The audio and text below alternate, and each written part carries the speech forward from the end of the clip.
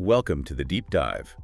You've asked us to tackle something pretty foundational for early American history, really assessing how much religion shaped the Massachusetts Bay Colony. It's a great question because it forces us to look at what made it so different. Right. So our mission today is a deep dive into that Puritan ideology.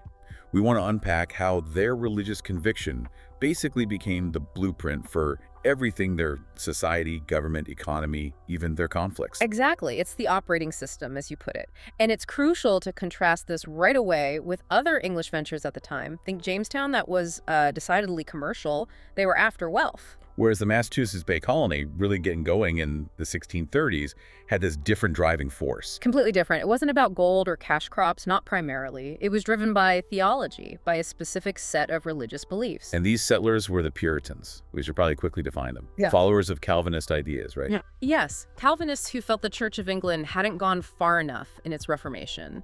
They wanted to purify it as they saw it, removing practices they felt were too close to Catholicism. And this wasn't just a theological debate for them. No, by the 1620s, their opposition to the state church, to the King's Church, made them seem politically suspect, even a potential national security threat in the eyes of the crown. So leaving wasn't just about finding religious freedom in the abstract. It was more like a strategic retreat, an exodus.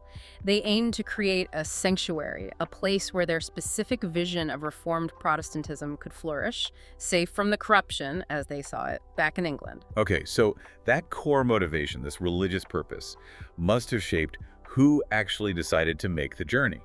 It wasn't the same profile as the Jamestown settlers, for instance. Not at all. The contrast is really stark. If you look at the Chesapeake colonies, the early migrants were often single young men, maybe younger sons without inheritance, hoping to strike it rich, find land, maybe grow tobacco. Fortune seekers, essentially. But the MBC migration, starting seriously in the 1630s. It was different. It was often whole families migrating together. Sometimes entire groups from the same town or region in England would decide to leave as a unit.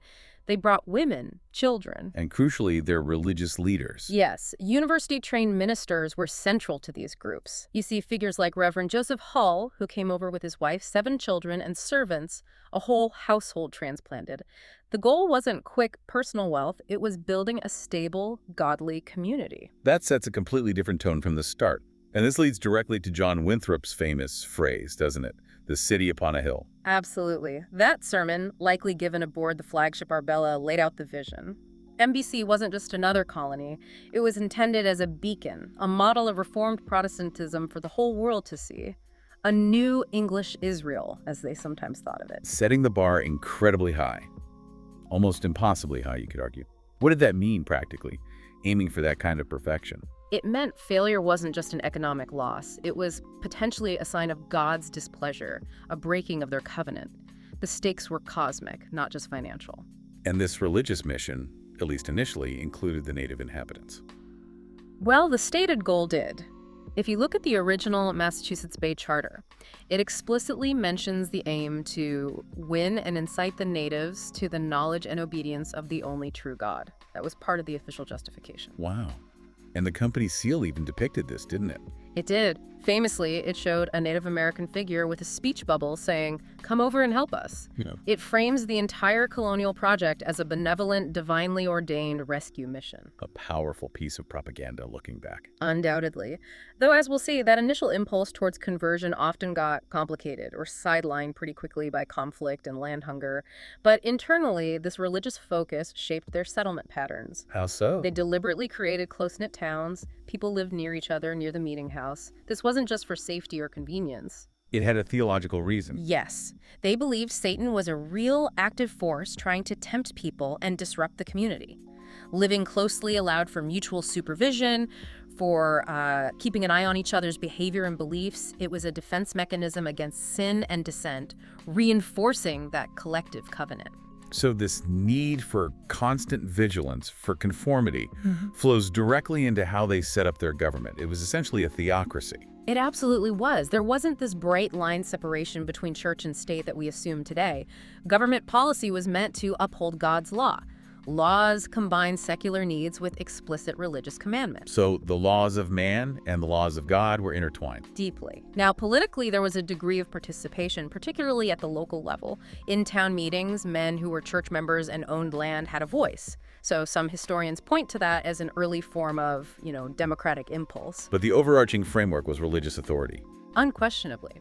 And this is where we need to clear up a common misconception for anyone studying this. People often think the Puritans came seeking religious freedom. Which they did, but it was freedom for their religion, their way of worship, their interpretation of Scripture. They were escaping persecution by the Church of England, but they were just as intolerant, if not more so, of beliefs that deviated from their own established orthodoxy once they were in power. So fleeing intolerance didn't make them tolerant. It just shifted who was holding the reins of that intolerance. Precisely. Dissent wasn't seen as a simple difference of opinion, because the entire colony's success in divine favor rested on maintaining religious purity and unity. Any deviation was seen as a dangerous crack in the foundation. A threat to the whole enterprise. A spiritual threat, potentially inviting God's wrath or opening the door to Satan's influence. So from their perspective, strictness wasn't just desirable, it was necessary for survival. Okay, and this intense religious focus also had major economic consequences, pushing them down a different path than the southern colonies. It really did, partly intertwined with the geography. New England's climate and soil just weren't suited for the big cash crops tobacco, sugar that drove the economies of the Chesapeake or the Caribbean. You couldn't easily establish huge plantations. Well, no plantation economy meant a different labor system was needed. Right. Instead of relying on vast numbers of indentured servants or increasingly enslaved Africans to work large-scale agriculture, the New England economy was built on a few other pillars. One was the religious value placed on diligence in your specific calling, your trade, your farm work. Hard work was godly. And the other pillar? The family unit. Remember those large families migrating together, like Reverend Hulls? Mm-hmm. They provided the primary labor force for farms and small shops. The expectation was for stable, often large, families working cooperatively. So the theology emphasizing family structure directly supported their economic reality. Exactly. It created a society with different labor needs. Now, this doesn't mean slavery didn't exist in New England. It absolutely did, particularly in port cities and among wealthier families. But it wasn't the cornerstone of the economy. Correct. The percentage of the population that was enslaved remained relatively low, especially compared to the southern colonies where, by the 18th century, the entire economy and social structure became dependent on mass chattel slavery for cash crops. It's a stark divergence rooted partly in religion and geography. But this demand for absolute unity, for purity, inevitably created friction. What happened when people within the colony started to challenge the established religious and political order? The system reacted, often harshly. We see this clearly with two major figures who caused stirs in the 1630s, Roger Williams and Anne Hutchinson. Their cases really show the limits of Puritan tolerance. Let's start with Roger Williams. He was a Puritan minister himself, wasn't he? Yes, respected initially, but he started voicing ideas that were considered deeply dangerous. His challenge was twofold, really. Or were they? First, he fundamentally questioned the colonists' right to take Native American land. He argued the King of England had no authority to grant land that ought to belong to indigenous peoples. It should be purchased fairly. That's a radical challenge to the whole basis of the colony's charter. Absolutely. And second, he argued for a complete separation of church and state, a wall of separation, he famously called it later. Which sounds modern, but his reasoning was specific to the Puritan context, right? He wasn't trying to protect the government from religion. No, it was the other way around. Williams feared that involving the church in politics, in worldly affairs, would inevitably corrupt the church. He saw government and politics as inherently dirty and wanted to keep the pure church away from that contamination. So these ideas were just too radical for Winthrop and the leadership. Far too radical. Questioning land rights and demanding separation threatened the very foundation and unity they were trying to build. So Williams was banished from the colony in 1636. And he went on to found Rhode Island. He did, establishing it as a haven for religious dissenters, offering a level of tolerance unknown in Massachusetts Bay, a significant legacy. Then there's Anne Hutchinson.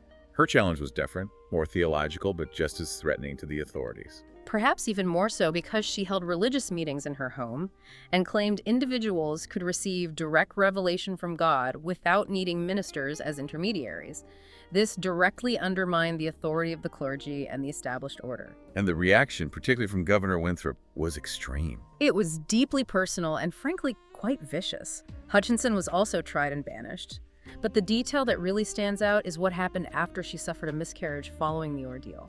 What did Winthrop say? Winthrop publicly interpreted the tragic event, the malformed fetus, as divine judgment.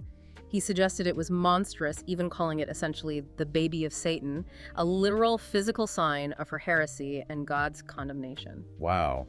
Using a personal tragedy like that. It shows just how intensely they viewed theological dissent. It wasn't just wrong, it was potentially demonic. Nonconformity wasn't tolerated, it was seen as an active danger to the soul of the community, linked to evil itself. Okay, so this intense focus on purity, this belief in an active Satan, this intolerance for dissent, it seems like it's all building towards something, and tragically, it culminates in the Salem witch trials in 1692. It's often seen as the horrifying climax or perhaps the nadir of this aspect of Puritan culture. 19 people were hanged, others died in prison. It was a period of intense hysteria. But it wasn't just random madness, right? It grew out of existing beliefs and stresses. Exactly. The religious framework was already there. The belief that Satan was real, actively working in the world, and could grant power to humans, witches, was standard Puritan doctrine.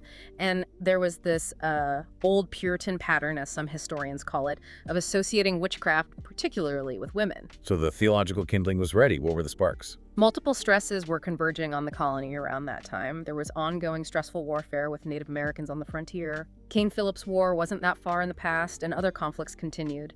This created a general atmosphere of anxiety, a heightened sense of alertness and security, as one source puts it. People were on edge. External threats making them look for internal enemies. Plausibly, yes. And add to that internal social and political tensions. There were disputes within Salem itself. Rivalries between the more agrarian Salem village and the more commercially oriented Salem town. Accusations often followed existing fault lines of resentment and economic conflict. And potentially gender dynamics, too. Some interpretations definitely point to that, a sort of backlash against women who might have been gaining slightly more economic or social independence, an attempt to keep them in check, using the ultimate tool of accusation. The religious beliefs provided the language and the mechanism for these social tensions to explode into lethal violence. And finally, we need to touch on how this religious worldview shaped their interactions with outsiders, specifically Native Americans, especially after major conflict. You mentioned King Philip's War earlier, 1675-76. Yes, that war was devastating for both sides. It destroyed numerous Puritan towns, nearly half of them on the frontier. The level of violence was shocking. Did this traumatic experience change how Puritans talked about Native Americans religiously? It marked a significant shift. Remember that initial, albeit perhaps thin, rhetoric of conversion, the "come over and help us" seal? After the war, which the English eventually won at great cost, that largely disappeared from Puritan writings about the conflict. Replaced by what? Replaced by a deliberate effort to vilify Native peoples. Puritan writers began consistently portraying them as irredeemable, bloodthirsty savages, agents of Satan. Any sense of shared humanity or potential for conversion was overshadowed by a narrative of religiously justified racialized hatred. The war trauma hardened attitudes and fused religious certainty with outright dehumanization of the enemy. Okay, let's try to pull this all together. When you look at the Massachusetts Bay Colony through this lens, what really jumps out is how religion wasn't just, one aspect of life. No, it wasn't just Sunday service. It was the core logic, the entire operating system. It dictated why they came, how they structured their communities, their laws, their work ethic, who belonged and who was deemed an enemy, sometimes an internal enemy, sometimes external. It defined everything from their family labor system, which minimized the need for mass slavery compared to the South, to their justification for banishing dissenters like Williams and Hutchinson. And if we place MBC in the larger context of English colonization, this absolute religious conviction is what makes it so distinct. It created this incredibly cohesive, disciplined society, capable of remarkable endurance and success on its own terms. But that same conviction also baked in a deep intolerance and set the stage for internal conflict and violence when that demand for perfect purity inevitably rubbed up against human reality. Exactly. The very thing that gave it strength also contained the seeds of some of its most tragic moments. Which leaves us with a pretty significant question for you, the listener, to think about. Given the Puritans' sincere, intense goal of building this truly godly society, this city upon a hill, how did that very quest for absolute moral purity ultimately contribute to the kinds of moral failures we see in Salem, or the brutality that concluded King Philip's War? Is there an inherent risk that striving for absolute certainty, absolute purity, can lead to absolute intolerance?